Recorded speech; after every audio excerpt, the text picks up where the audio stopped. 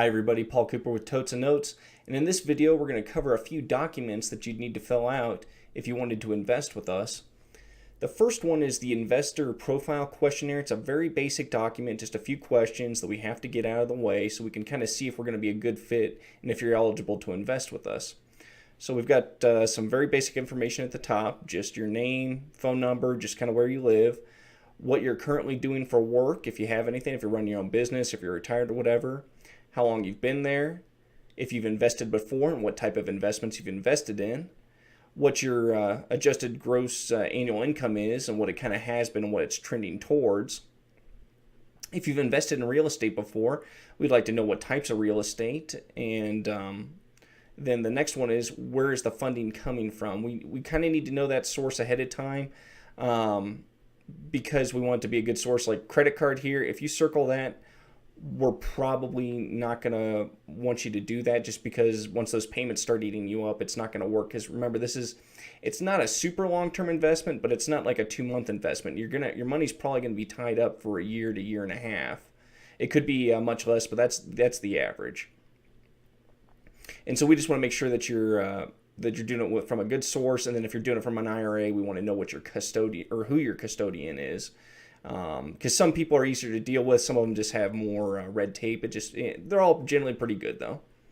And then if you want interest payments, we need to know if you want those quarterly, semi-annually, annually, or if you don't need interest payments, then we just do one lump sum at the end where you get your investment back and all your profit. We need to know what your basic net worth is, including your real estate, what your net worth is without your real estate. And then we need to know if you're involved in a bankruptcy or any type of lawsuits, and there's plenty of room for you to explain what's going on.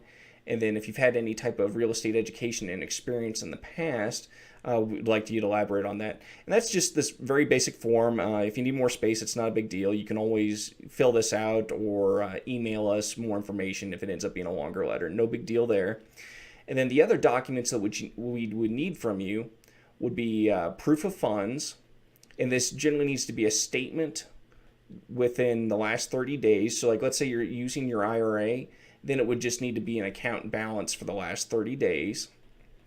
And let's say you already have one on file with us. We like to update them every 90 days. And then if you're using a bank, then, bank statement, very simple. And then the next one would be a letter of intent. And you can type this up yourself. It can actually even be just a very basic email. Hey, my name is Paul Cooper. I'm planning on investing $25,000 with Totes of Notes for a non-performing note. Very basic, just who you are, that you're planning on investing with us, the type of investment, which would generally be a non-performing note, and then about how much you're looking to invest. And you'll see in some of my videos that I talk about I hate letters of intent and I hate having to get proof of funds for people. And so you're probably like, well, wait, what's going on here? Are you being a hypocrite?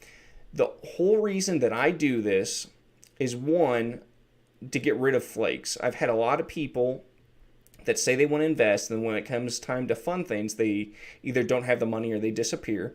So if you can fill out some basic documents, then hopefully that means you're ready to invest. And then number two is, let's say we're bidding on a pool and it's not just you. I've got several other investors in there, and for some reason someone pulls out or something happens where the funding doesn't go through.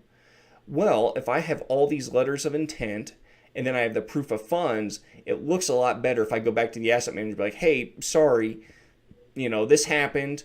Can you give me a few more days? Here are all the letters of intent and here are the proof of funds. We did the due diligence on our part, and it looks a lot better, and we're not burning any bridges that way. So that's the main reason, is to see if people are serious, and then to make sure that we're not burning any bridges with the asset managers in case, it hits the fan. And that's generally what this is for. And if you have any questions about it, you can feel free to reach out to me. It's a very easy thing. In fact, if you want to, half the time, I end up making a phone call to the potential investor anyways, and I just kind of fill this out as I'm talking to you. So it's real easy, if you don't want to fill it out yourself or you'd like to talk to me, that's very easy to do, and we'll definitely do that. So if you have any questions, don't hesitate to reach out to me, and I hope you enjoy the following videos, and I hope they explain to you what exactly we do and what you can expect from us. Thank you.